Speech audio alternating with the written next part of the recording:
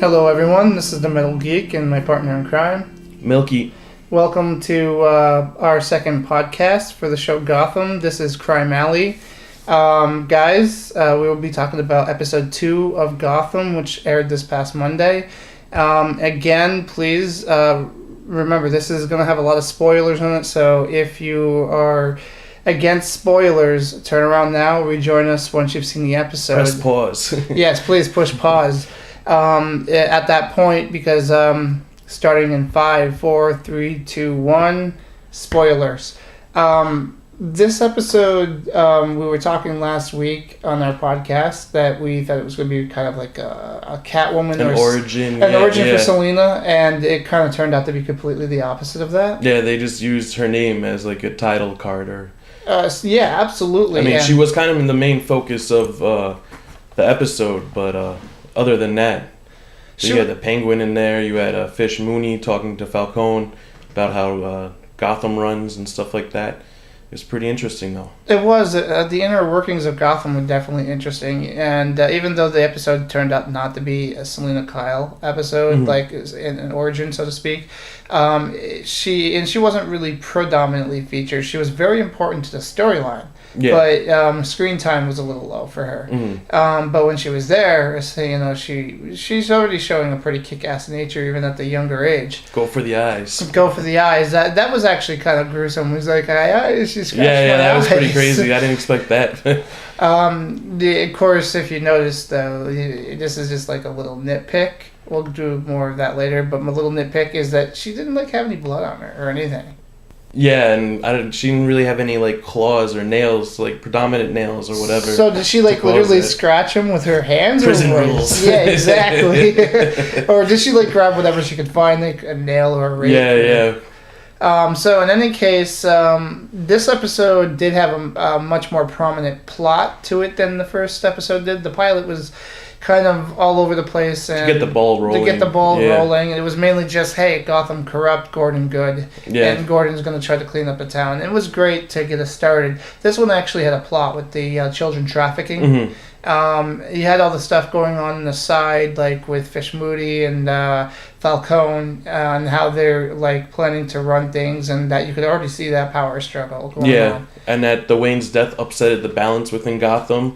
There's definitely some good They were story. one and the same, Falcone, but I guess the yin and yang of Gotham. Yeah, now the balance is upset, and what he says is the criminals are going to take over, so I guess this is also a cue or a little in foresight of seeing the Penguin come back and to have his hand at running Gotham. Well, the Penguin got quite a bit of interesting stuff in this episode. Really cool. I kind of felt he was a little cartoony, skittish in the pilot, where he's still that way here, but he felt a lot more methodical. He was really, really, really going to dark places. Yeah, that, and they did a good job of showing how out of place he is for, I guess, his age range with the guys in the car.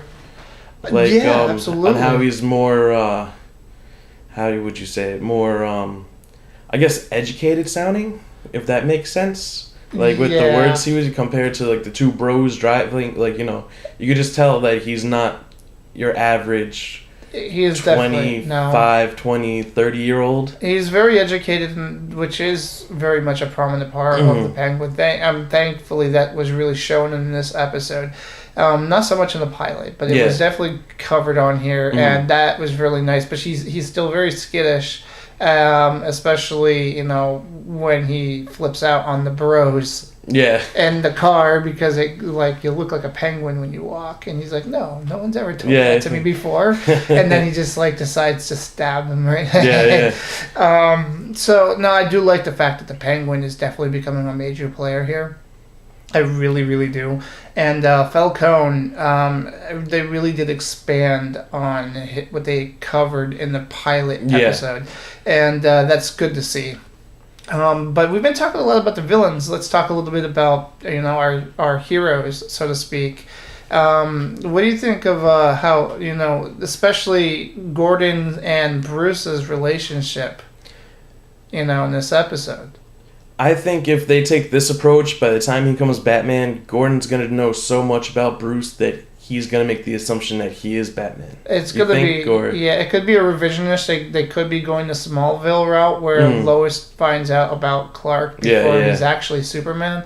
They could be going that route. And it was kind of cool seeing Bruce training with the candle, holding his hand over the candle.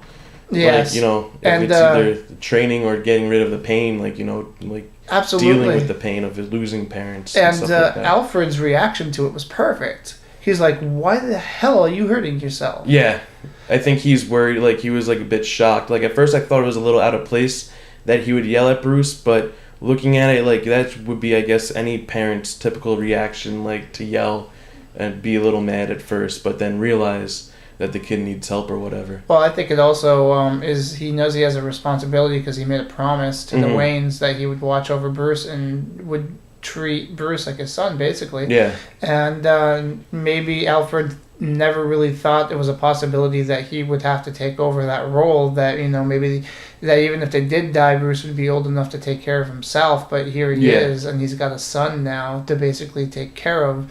And I honestly, the way that Bruce has been acting, I'm pretty sure that he doesn't quite see Alfred as the father figure.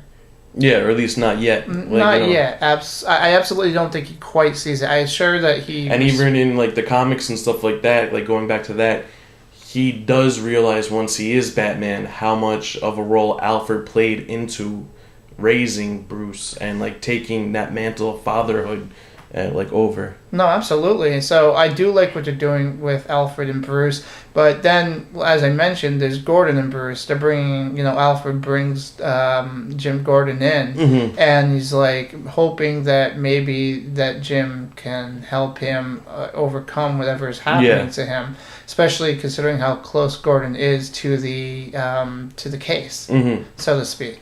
And we find out that Bruce is a big fan of Gordon's by reading his adventures in the newspapers. Yes, and the one thing that was pretty cool. Actually, another thing I'd like to bring up too is this also showed the nature of Bruce, because when you get that playboy side of Bruce as an adult, and he's got all this money, and he wants to help out, and the first thing he does is he offers money. Yeah.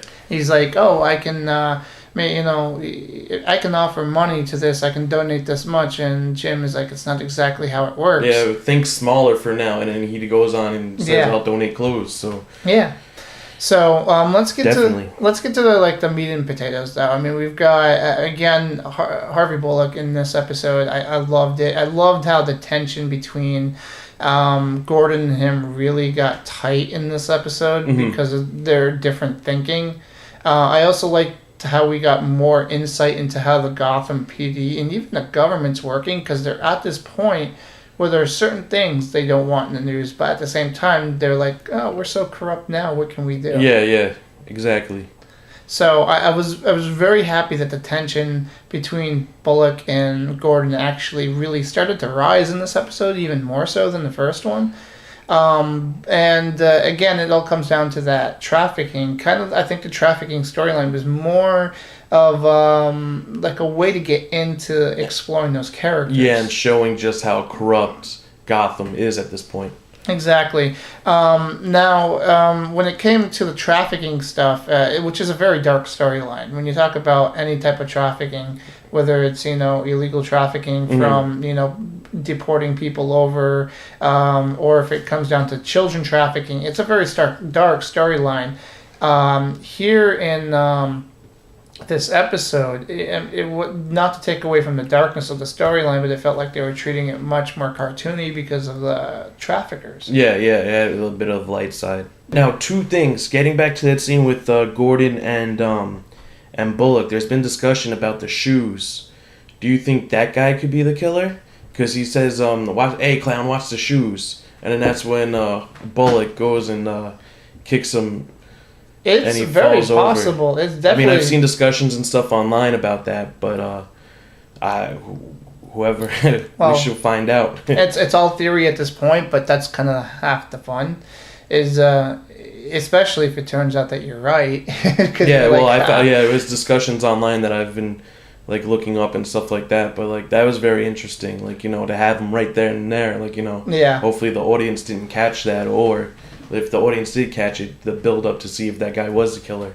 It could be, definitely. It's not out of the realm if they want to play it very coy and maybe just throw in and pepper in these little details in and out once in a while. Yeah. It could easily go into that respect. Now, do you catch the giant Q on the side of the building? Actually missed it. The giant green Q on one of the pans of the city for Queen Consolidations. Excellent pickup. Last week you picked up the Grundy reference. This week you got the Q. That's an excellent pickup. But man, I'm gonna go back and watch that now. Yeah.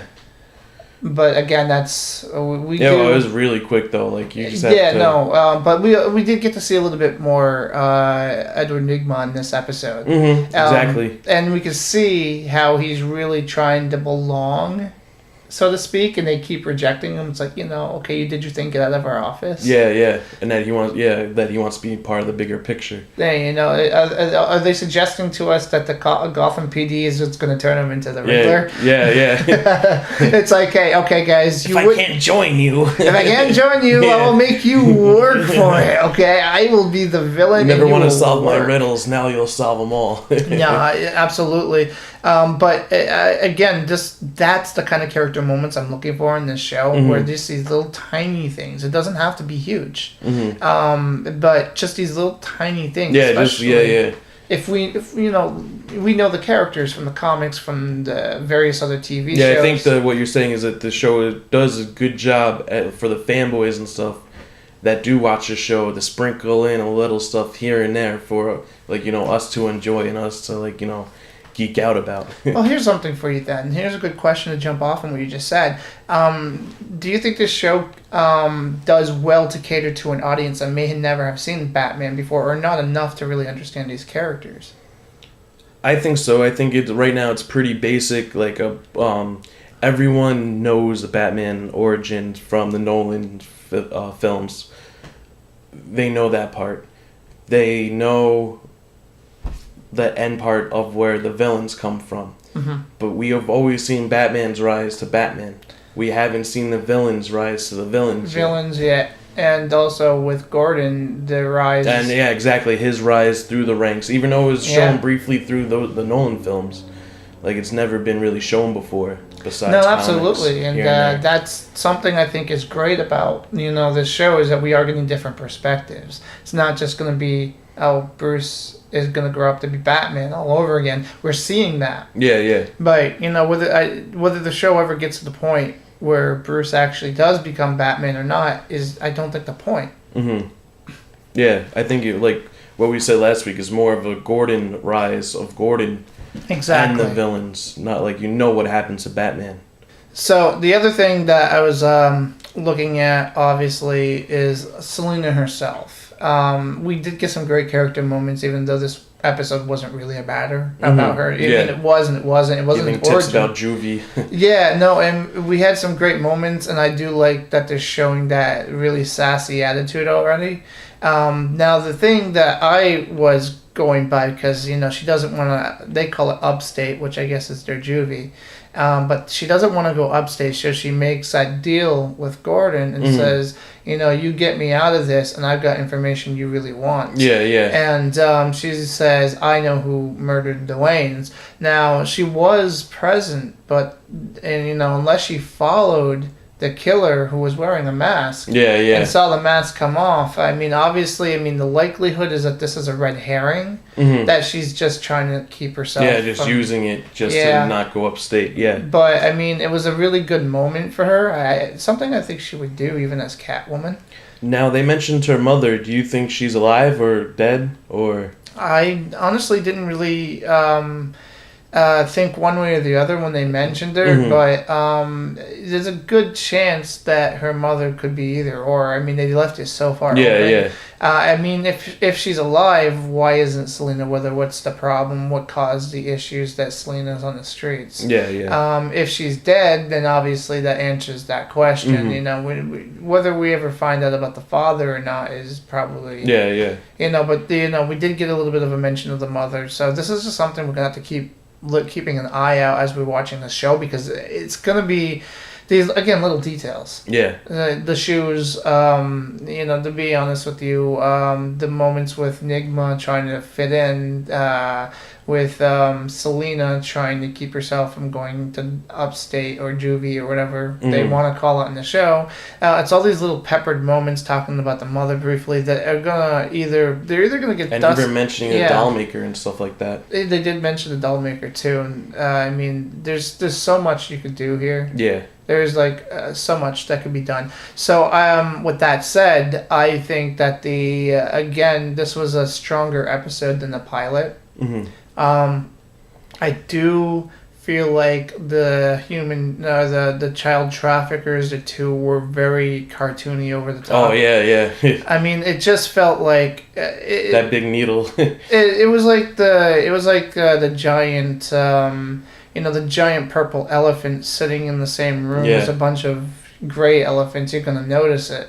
I don't get me wrong. Again, I love the comic book silliness. Mm-hmm. I absolutely love the comic book silliness, but there's just times where the show feels like it's a hard-boiled kind of gritty thing. Yeah. And then they come out and they're very cartoony and it's like way over the top. Yeah. My only nitpick about that is that she, I forget the lady's name, but she dealt with Selina before on the bus. Yeah. She couldn't remember that she was the one missing from the bus. Like, she's very distinct looking. Yeah, with the hair and stuff like that. Like, And she took her forgetful pills before she got off the bus. Whatever works for the plot, I guess, but... It does. I mean, you would have figured... I mean, the kids were coming filed out, so maybe she just thought she had already walked out. Yeah. But in all honesty, she should have realized it was Selina that had been missing there. With that said, basically the plot was, again, more about getting the more out for the characters this episode. I'd like to ask you, what nitpicks did you have with this? That was one of them. Another nitpick was that a little of the dialogue was cheesy with Bullock, but that's something I guess it's going to grow on you throughout the series. Other than that, I have no nitpicks really. I think my biggest nitpick was the tonal changes, the hard-boiled detective show, and the dark storyline going on with Bruce burning his hand and testing himself, and Alfred being worried about that. These are all, one's a dark, hard-boiled kind of noir type of story. One's more closely related to real human issues. And then you have those aspects, and they're both pretty dark, and they're both pretty real to the show. And then you got the human traffickers that kind of felt like they did come right off the comic book page. And I love the comic book silliness, but I kind of feel like the show has a stark contrast between the two. It doesn't naturally kind of flow into that. And I believe they can make it flow. And I'm not defending the show or anything. It's only episode 2, so who knows if they haven't found it yet. They could blend it together by, say, next episode or episode 4 or 5. Yeah, exactly. It's not something that's impossible to get around or to fix or to make work.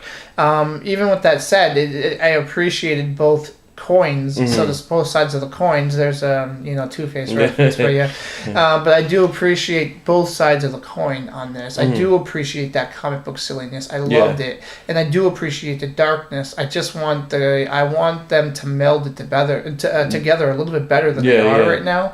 And again, like you said, it's episode 2. I can't sit here and say, this is never going to work, because it's silly to think that.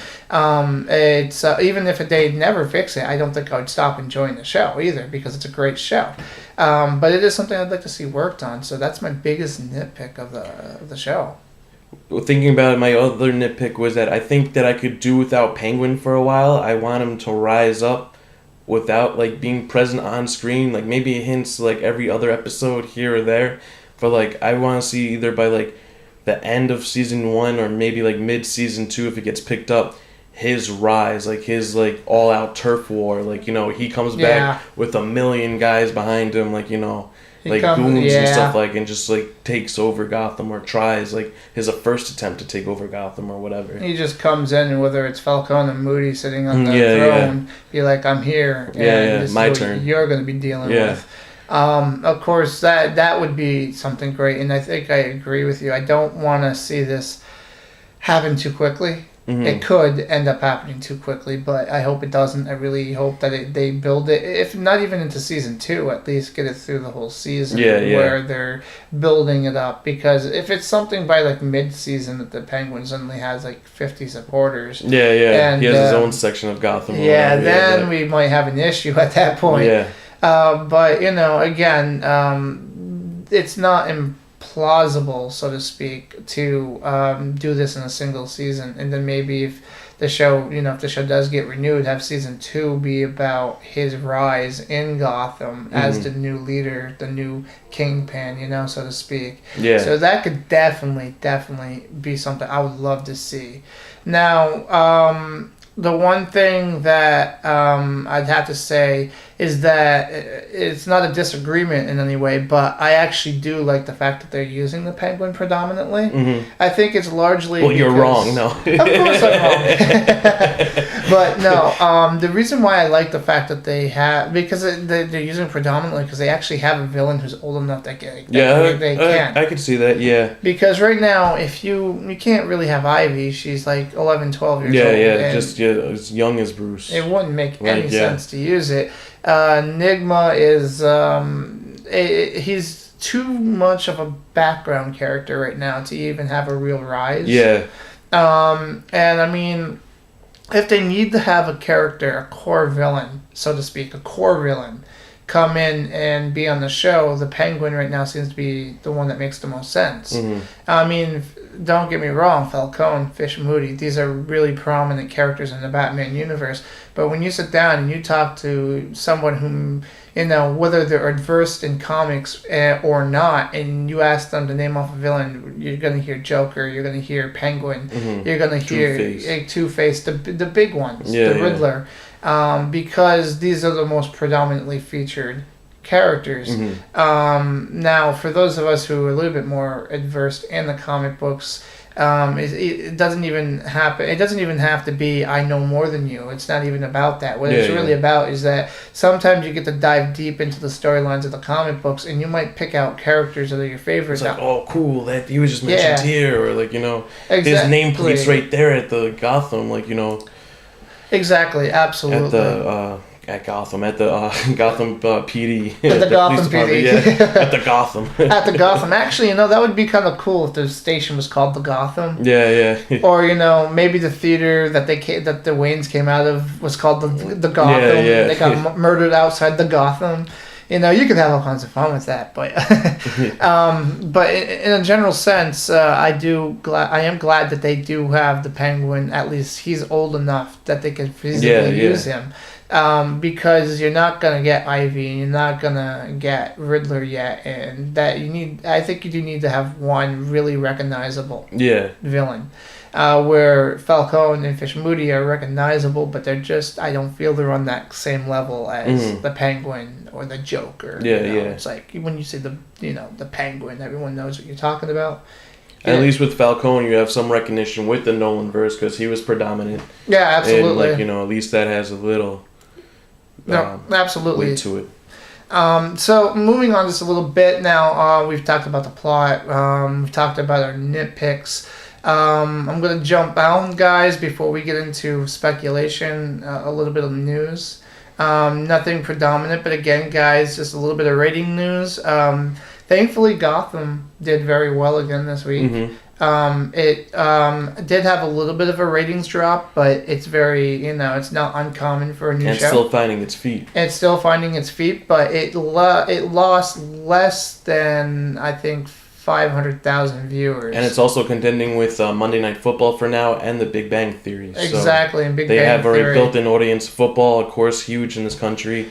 Big Bang already has an audience. It's 6 or 7 seasons in already. It's crazy. Absolutely it has a big following. So it's Gotham's still trying to find its feet, viewer-wise, but it's very strong, very positive. Hopefully, come wintertime or soon they announce season 2, they pick up in more episodes. Yeah, absolutely. So basically, Gotham, the second episode, did about 7.5 million viewers.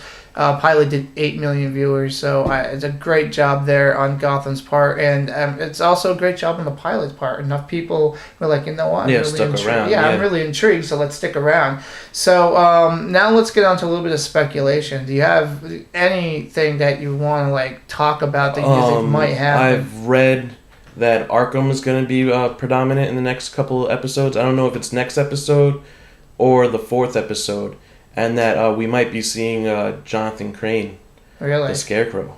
That would be great. But there we go. At least that's one villain that we didn't get in the pilot episode. So if we get him later on, I think that's a great pepper in. If for those of you who did watch the episode, and if you're again listening to this, and you probably have seen the episode, they did mention Arkham Asylum is currently closed, and that the Waynes were responsible for trying to reopen it. I personally think, with speculation, I think that it's gonna come to Bruce's attention from Gordon, like, where do you put these guys, or like, how do you deal with these guys? And Gordon basically saying that we can't throw them in jail, can't keep them in jail. The only other way is open up to reopen it, and then Bruce is gonna pour his money into that, and to get that up and going and stuff like that. In his own way, it'd be like Batman is creating these villains even now. I mean, they're villains already. But you lock them up and they're in an asylum, and then they're gonna want. They have like a distaste for the Wayne name and Gotham. Exactly. So therefore, that's actually really that's just my own personal speculation. I don't know. No, absolutely. Again, it's a revisionist series. It's a series that's going to take things slightly different. Yeah. Being that it is a revisionist series, again, go back to Smallville. You had him, they peppered in Doomsday long before he actually ever met Doomsday in the comic books. And Brainiac. Brainiac, absolutely. Zod was a big part of the series, and especially in season 9. They had, in fact, a lot of people consider Superman to be the hero that started superheroes. It pretty much is. Exactly, and in Smallville, he certainly wasn't the first superhero around. So. Yeah, exactly. Yeah. So Gotham is free to do the same thing, as we mentioned, until there's an infinite crisis. Yeah. They can have as many multiverses as they want on TV because they do it in the comic books anyway. Yeah. My speculation is this. Obviously, I think in some ways Jim Gordon is going to become a mentor to Bruce, which again, it's going to mean that he's going to become a lot closer. Jim Gordon's going to become a lot closer with Bruce, and he's going to know him probably, by the time Bruce becomes Batman, so there probably won't be any speculations on that. And with that, I could see Gordon giving detective tips and showing how a detective works on a crime scene to Bruce, and that will hone his skill. This is how he gets his detective skills. You could see that happening. That's a very good speculation. Absolutely. Well, I love that idea that Jim Gordon could come in and be like, maybe Bruce is like, well, so how do you do this? And then he starts to show him. Maybe at first he shies away from it because Bruce is such a young kid, and maybe he's just like, no, but if he thinks that showing Bruce how to do this might be a way for Bruce to be able to become healthy and whole again, I can definitely see that. And then by the time he's Batman, he's got the detective skills of Jim Gordon, and he's got the badassness of the Batsuit. Yeah. So no, I love that idea. That's a great idea there. That's my biggest speculation is between the relationship between Jim Gordon and Bruce Wayne. How the storyline is going to go, some of my other speculations fall right in line with yours. The Penguin building an army and taking over Gotham, or I could also see like Fish Moody. Possibly, if the Penguin doesn't grab a hold of the power this season, it could be Moody. Yeah. Because she, at this point, is like utterly kind of fed up with the way Falcone is like, I've got you under my thumb. And beats her boy toy up. Oh, yeah, you don't beat her boy toy. It's like her boy toy. Forget the fact that, who cares? If you're a boyfriend, it's her boy toy. Don't damage the goods. Yeah. But those are really my biggest speculations. So, the one thing we didn't do actually last week for our podcast, and I think we should incorporate right now into this podcast, was we didn't really give the episode a rating of any sorts. So we had talked about this before, and I kind of like the idea of like a 5-star rating, but Batman themed and making it instead of stars.